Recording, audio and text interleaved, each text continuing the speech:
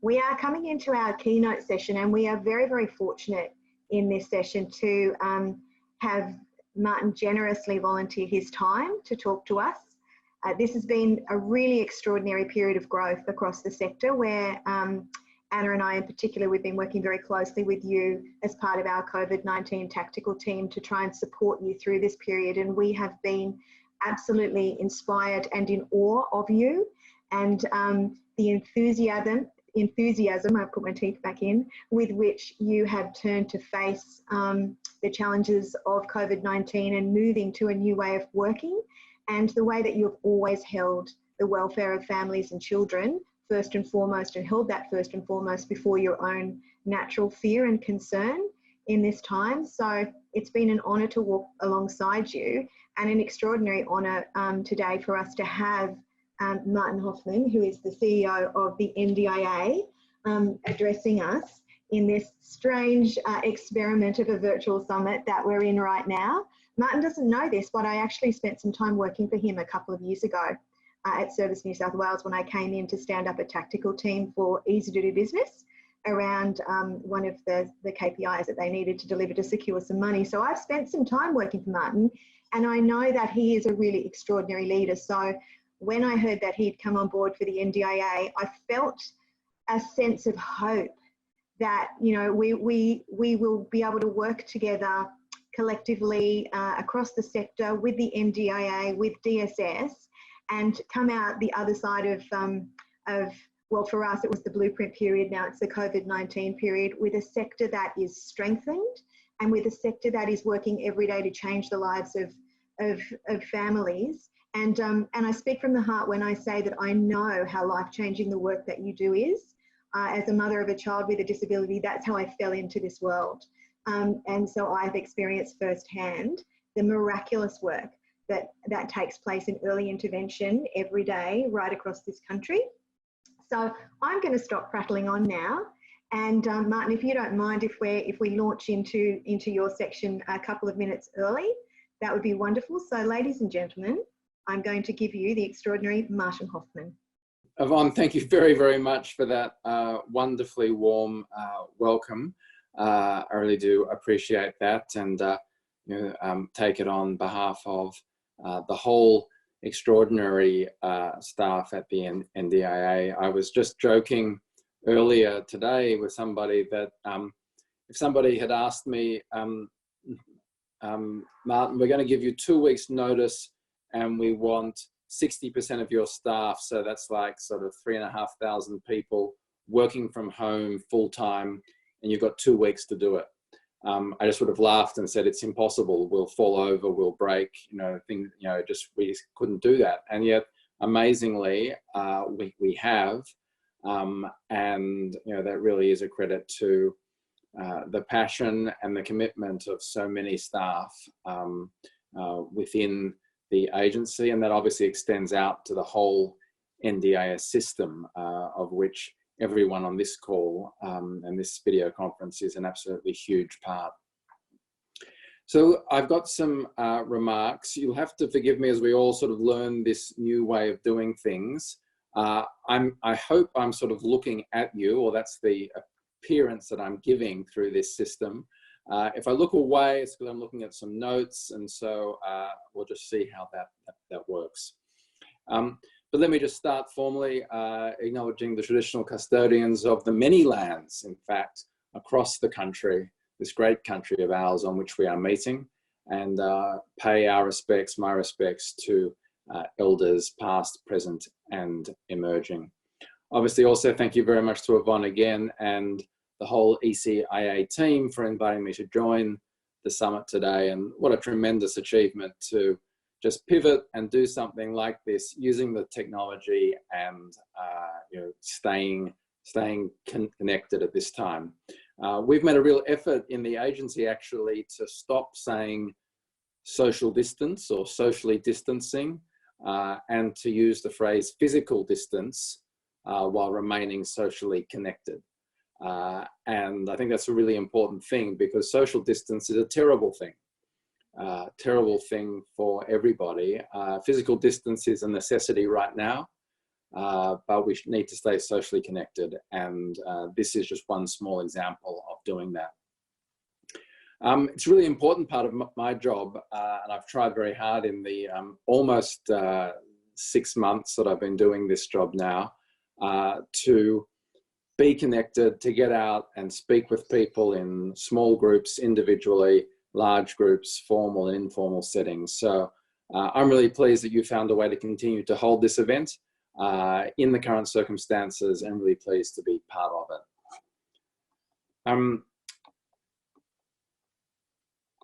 Because it really is just so important to continue at this time to connect and share information, and all of you have a critical role in ensuring families feel connected and engaged with the whole scheme. And building trusted relationships with parents is at the very core of the work I know you do. You build that trust to deliver high quality specialist services to support the development of a parent's child, something just incredibly dear and personal to us all. And in that, let me also start by just sharing my utmost respect and admiration for the many parents and families who are raising children with developmental delay or disability. These families absolutely go above and beyond what other families need to do to support their children and each other. And I hope the whole agency I lead have a great deal of respect for you all in that, and start from that place of respect. And of course, many people who work for and in and with the agency are themselves parents of children with developmental delay or disability. And I've learned a lot from talking with them. Obviously also acknowledge Early Childhood Intervention Australia, who I know have mobilised and led the support efforts for your sector over the past 4 weeks. During this time, ECIA, I understand, have had engagements with over 100,000 of you, which is a tremendous effort to ensure that families and providers are aware of their options and the resources available to continue their child's development through early childhood intervention supports throughout the COVID-19 period. Thank you as well to everyone in the early childhood intervention sector and our ECIA partners, particularly for your flexibility and adaptability to the current environment. We're seeing great stories from providers taking innovative approaches to the way they are delivering services. It's been great to hear about providers supporting families by dropping off learning packs to families to support that continued early childhood intervention in the home, and supporting families to embrace and use technology effectively as part of that. As most of you know, the NDIS ECIA approach aims to help all children with developmental delay or disability and their families to achieve better long-term outcomes. This is done through support services in the local community. And since its inception, the NDIS has been opening up new opportunities for participants and their families and carers. In just short of 6 years, we've brought together 8 state and territory systems into one national system. We've grown incredibly quickly to deliver supports now to more than 340,000 of our fellow Australians, 40% of whom have never received supports from government before. But as a transformational reform, which it is, the path to ensuring the NDIS delivers on its promise has been challenging. And while the NDIS is working very well for lots of participants, and I hear about those stories and we try and all share them with each other, I've always been very open in the time I've been in the role of acknowledging that we haven't always got it right for every person every time. Both qualitatively and quantitatively on the metrics and on the satisfaction, we are getting better. And the feedback I've got over the last 6 months is that people have seen a more recent change of attitude and approach. And I'm just tremendously excited because I know how much great work is going on, which we will see the results of over the next 6, 12, 18 months. But right now, the key challenge we're all facing, of course, is the COVID-19 situation. And we're listening and doing everything we can to support children, families, and their providers through this time. We've simplified our approach to planning, making it easier for plans to be reviewed over the phone. We're extending plans automatically where a plan is due to expire to ensure that you continue to receive the supports, or participants continue to receive the supports they need during this critical time. We're providing assistance to providers to support retention of workers, including advance payments, 10% of loadings on some supports, and changes to cancellation policies. And of course, I know one of the hot topics at the moment is on low-cost assistive technology, specifically iPads and other tech devices, etc. We got ahead of ourselves a little a week or so back, but we acknowledge there has been a big change in the way society is working at the moment, with a greater use of tech for therapy and to maintain those social connections I spoke about, and that's very important. We are working to address this shift, and I expect to be able to talk about that very soon.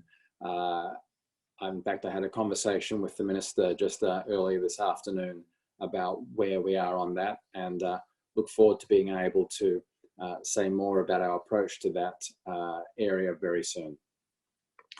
We share your focus on keeping the support network around children and their families in place at this time, and understand this network is more than just specialist supports. It's about personal connection, emotional support, and ensuring parents do not feel alone.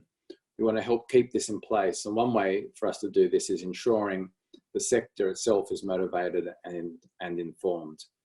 The agency itself has been making over 2,000, excuse me, over 2,000 outbound calls to vulnerable participants every day for the past week. And we'll continue doing that in the weeks ahead. And those phone calls have been not with any particular agenda or any particular request or requirement, but really a genuine just checking in sort of call. And depending on where the conversation goes, we can take some action if it's needed. But just the very fact of the agency reaching out and making calls directly, often with staff volunteering their time over the weekend to do so, has been incredibly positively received. And one of the reasons that's been so important is that I will know as a parent that the early childhood years can be physically, emotionally, and intellectually challenging. I know that those feelings are intensified during times of crisis, such as the situation we all find ourselves in at the moment. During these times, it's even more important to have dedicated providers, partners, and professionals committed to supporting families. We recognise and respect the immense trust families have in you to keep them engaged and focused on their child's development. And I've heard stories of providers that have supplied food and care packs for the children and families they support. In other words, being focused not just on the specific early childhood interventions, but on the general health and well-being of parents, and providing emotional and peer support through these difficult times. And that goes above and beyond. We want to continue to make it easier for the early childhood sector to connect and work with us. And I encourage you to reach out to us or to the ECIA with your suggestions and feedback. You as providers are essential to the success of the NDIS, and we want to use the current situation to further strengthen our relationships with you and collaboration with you. We all want the best possible outcomes for children with developmental delay and disability and for their families. And our collective aim is to support continued access to quality specialist services. These supports should work holistically with other child development opportunities available in the home, particularly at the moment. If we can maintain these supports now when physical distancing is relaxed, families can move forward with a renewed enthusiasm and focus on their child's development through the quality early childhood intervention services you provide. And we know that by and large, you've taken this new world in your stride. This is something ECIA and its affiliates have always done. Find evidence and innovative ways to deliver services that respond to changing needs. You do this by using methods and models of service delivery that have emerged over the past 10 years or so and have been championed by many early childhood professionals. You share your knowledge and resources freely and generously within the ECIA networks. And your shared commitment to supporting every child and family to the best of your ability is to be commended.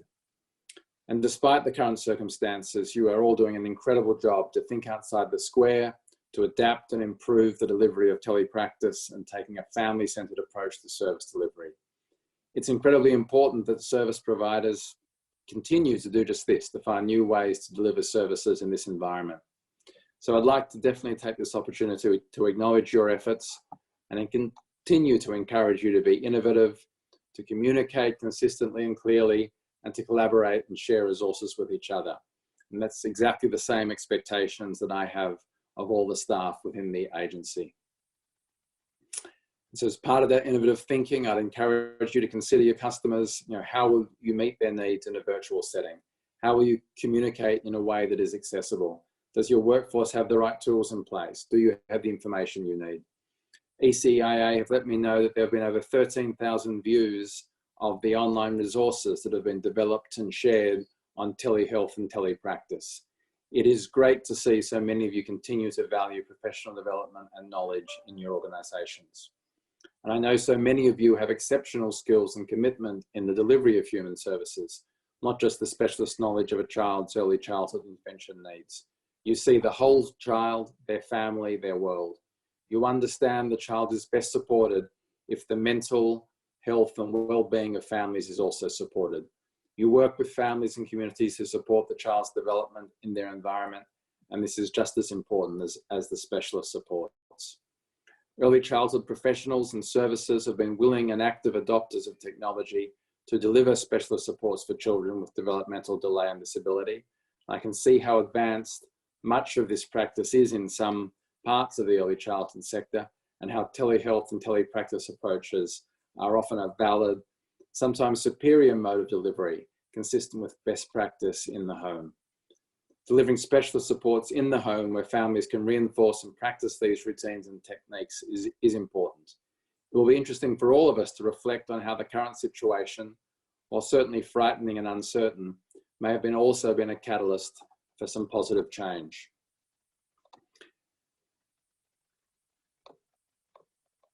I also want to acknowledge that some families are clearly doing it very tough at the moment. Having a child with additional learning, developmental and caring needs can be an intense ask for families and carers. The intensity is heightened with the challenges of physical distancing and for some isolation. I think a key challenge is to extend our thinking to how to support families through this period, to keep them energized and not feeling alone. I know that some of you are providing 24/7 help and counselling services to families, and again, encourage you and congratulate you to keep innovating and coming up with new ways to support families through this time. I've been impressed by the examples I've heard of the collaboration between many of you and the early childhood and educational care settings that assist children. Providers and professionals have made themselves available to support these children through collaboration, knowledge and resource sharing. I think it's also important, as I come to the end of my remarks, just to share with you my vision on how the NDIS can support your work. We currently have around 50,000 NDIS participants under the age of 6 in the scheme. And we're focusing very hard on improving our communication with participants and their families so they understand better why decisions have been made. We want to improve how people access the scheme and increase support for them to engage with the scheme. We're focused on supporting people from particular groups who have complex support needs, require critical supports, or simply need us to adapt the way we communicate, engage, or support. And importantly, we are focused on reducing delays, and we are seeing strong progress in that. This all points to a simpler, easier, and more reliable NDIS. So to finish up today, I'd like to emphasize my personal respect and admiration for the parents and families who are raising children with developmental delay or disability. I want to acknowledge every early intervention professional and provider for their valuable work. Right now, there's a lot of uncertainty in the world, and I commend your commitment to providing stability and keeping everyone engaged. Keeping supports in place now will allow us to more easily come out of this time into a new normal. Conversations and relationships will continue, and children and families will continue to be engaged and focused on the development of their child. I'm sure in the future, possibly a few years from now on, when our current situation is distant memory, we will reflect on the potentially positives that have come out of the COVID-19 period. So thank you for your time today. Thank you for the invitation from ECIA and for allowing me and my colleagues at the NDIS to be part of this very innovative summit. Thank you. Thank you so much, Martin. As Anna said before, I wish we had a sound effects machine so we could play applause. I've actually gone into the dark while we've been talking. I didn't realise, so I'll hold the iPad up so people can see me. But I just want to say thank you so much. It means so much to us as a sector to have you take some time out at this really, I guess, time of high tension and high stakes to speak to the sector. And it was wonderful to hear you speak about how providers really hold that relationship of trust with families, and I know that through first-hand experience. And we've seen extraordinary things happen over this time, and we are a sector that, without wanting to put any pressure on you, before we came into this, we were in a bit of a workforce apocalypse, which is the term that we've been using. And so as a sector, if we can get through this COVID-19 period, I have no doubt that we will come out at the end of this period as a stronger sector and working with families in a way that helps us achieve even more incredible outcomes, life-changing outcomes for those beautiful children and their families. So we're very grateful. Thank you so much, Martin. I'm sure there'll be lots of questions and feedback coming through to you after this, but we're so grateful. And as a testament to your popularity, as I said, we went from 600 to 1,000 participants registered for this overnight. It's been a sector that's worked very hard over the past month, and so we decided it was time for them to pause and take a breath and to celebrate all of the learnings of the past month and come together so that we can consolidate, re-energise and get nourished so we can move forward into this next unknown period. But you have a sector here that is ready, willing and able, and that will always put the needs of families and children before their own. So we're so grateful. Thank you so much, Martin. I cannot believe I've lost the light. This is one of the things I put in our sheet about having good light when you're doing webinars, and look at me. Just to interrupt, I went and got what we wanted, so I actually can give you an applause, Martin. Thank you to technology. So here we go. Hopefully I press applause instead of the alien scare, because that would be really creepy. Here we go. Did you hear it? Well done. I did hear that. Thank you very much. No worries. Thank you. I'm not sure how, with the very large numbers, it's probably not going to work. I always do enjoy, it's the best part of these sorts of speeches is not just me talking, but dealing with questions and comments and feedback. So Yvonne, if there is, you said you get sort of that through your networks, very pleased to hear from you. We could perhaps have a follow-up small group conversation and try and continue that communication that I spoke about. That would be wonderful. Thank you so much. We do have a few that have come through the chat, so we will reconnect back with your extraordinary EA Kerry and arrange to circle back on those. Thank you so much, Martin. Excellent. Okay. Anna, can I hand over to you so I can go turn the light on? Yeah, sure. No worries. Thank you, Martin. Thank you. Bye now. See you.